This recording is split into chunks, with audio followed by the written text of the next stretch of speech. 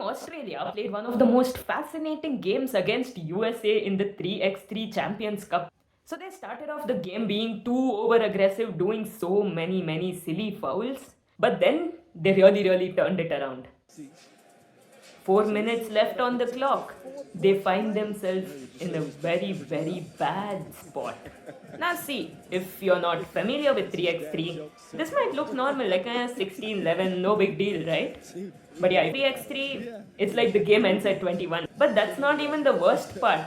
Many teams have come back from down 16-11 and all. But the main problem, fouls. In 3x3, after 7 fouls, each defensive foul is 2 free throws. And after 10 fouls, each defensive foul is 2 free throws and possession. So while players don't get fouled out and all like in 5-on-5, the penalties can get crazy. And over here, just 5 points USA needs. So yeah, you never want to find yourself in this position.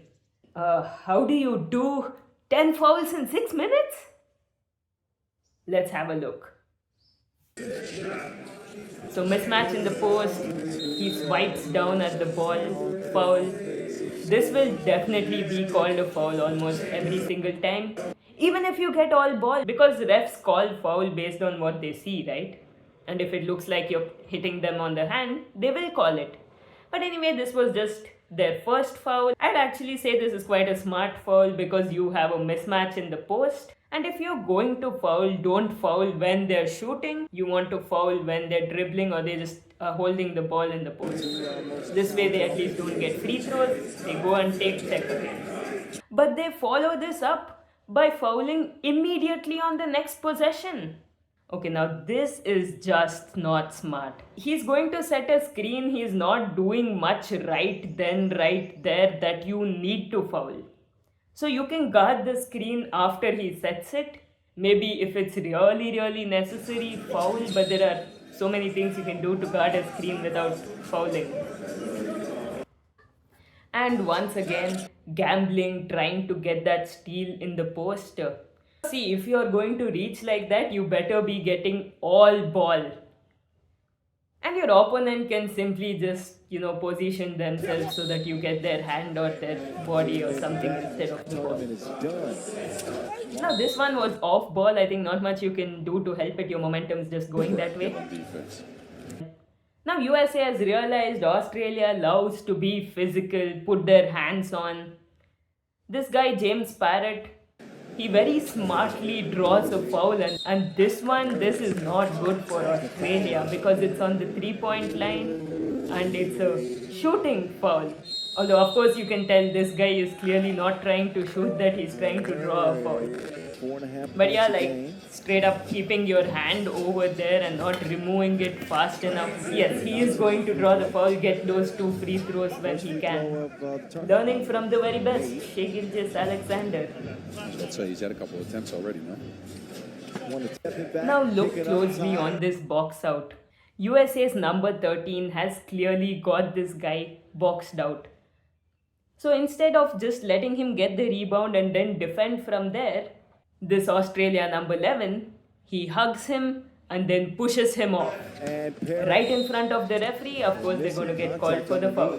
And just like that, Australia has reached their foul limit just 3 minutes into the game. But Team Australia still hasn't learned their lesson. Here he takes a huge risk trying to draw that charge. And I say huge risk because even if you're a little bit out of position or a little bit late, that's going to be a foul on you. And since this is going up for the shot, it will be free throws. Anyway, not like it matters here because Australia is already past the limit and anyway USA will shoot 2 free throws for that. Seriously, this is not the time and place to try drawing a charge. Just keep the man to the spot and contest. Oof, you reach, I teach. Okay, now once you get crossed like this, what do you usually do, machas? You have to beat the man to the spot. Except here he doesn't try beating the man to the spot, he tries to reach again.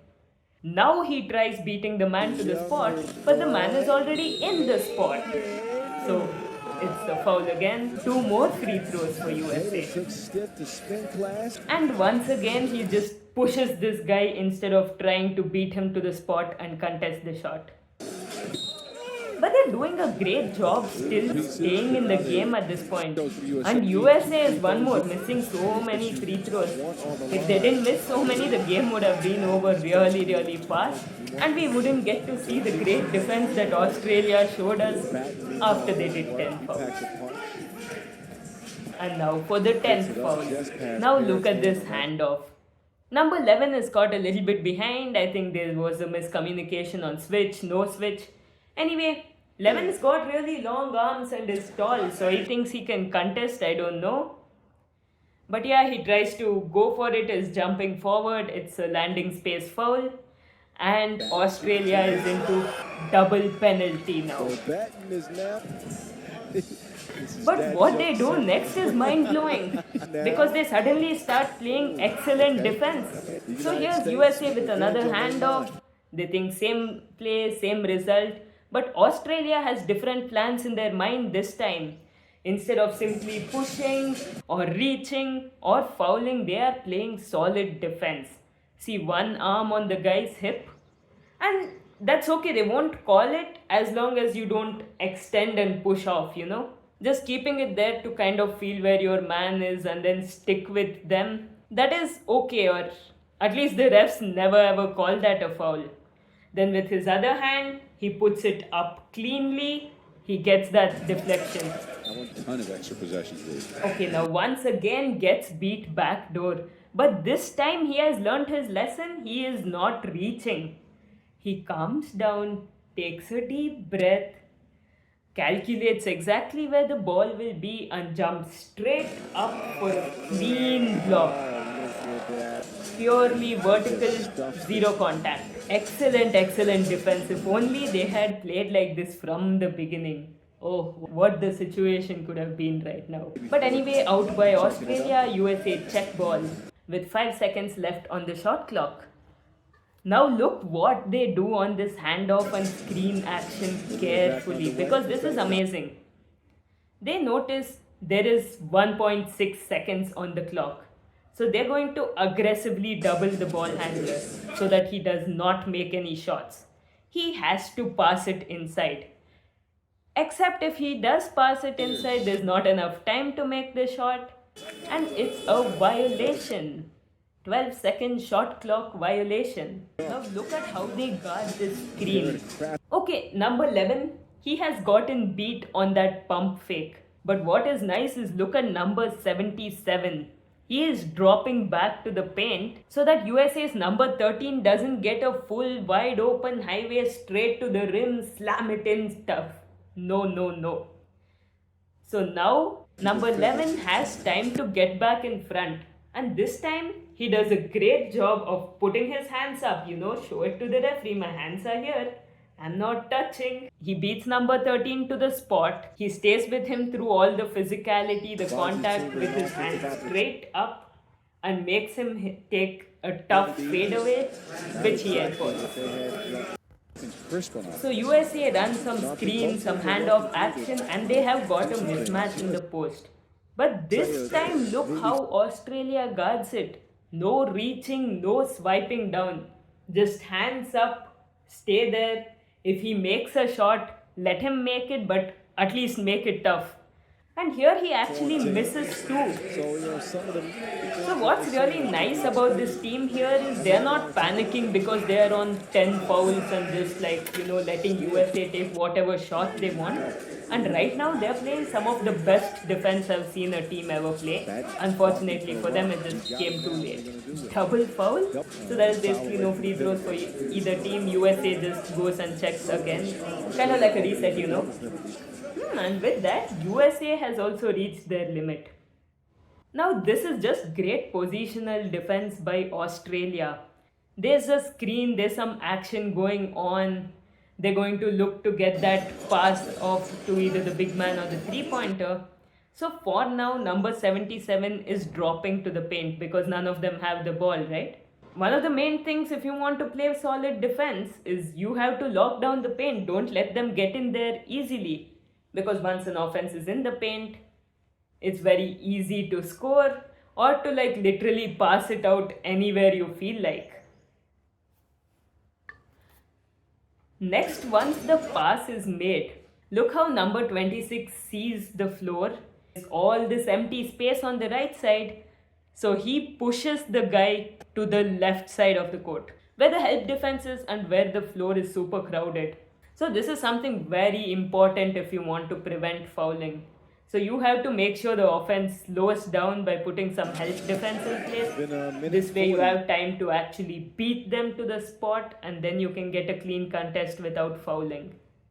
Like he's doing a great job playing half and half between cutting off the driving lane and playing help defense, but when that pass is made, he does a good job contesting. Anyway, he's tall, he's got long arms, makes great use of it. You know, it's insane. It's been 2 minutes since that 10th foul, and USA hasn't scored even 1 point. I mean, seriously, I would have expected them to already reach 21 by this time, the way things were going before. Yep, that's the way off the rebound when they're clearing area. If they start dribbling towards the corner, just go and force them baseline. Because from there they won't have too many options. Yeah, this guy is skilled, so he makes a pretty damn tough pass. But to all of you watching, many times the players you will be guarding won't be able to make that pass. Either they'll throw it way off, or they're going to throw it in a way that you can intercept it. So yes, Manchas, if they're trying to clear the area out to the zero, just trap them there, keep them there. And wow, that's impressive. They have cut the lead down to 2 again. Damn, is Australia actually going to make a comeback this game? But no, USA wasn't going anywhere. Australia had an amazing turnaround. But it's too bad that they spent the first 6 minutes of this game playing like the wonderful Wizards of Washington. Anyway, USA wins 2017. But Australia just showed us some good defense, some extremely good defense, some extremely over-aggressive defense. You know, perfect for learning. If you like this defensive breakdown, do subscribe and turn on all notifications. I've got a lot more videos coming for all of you.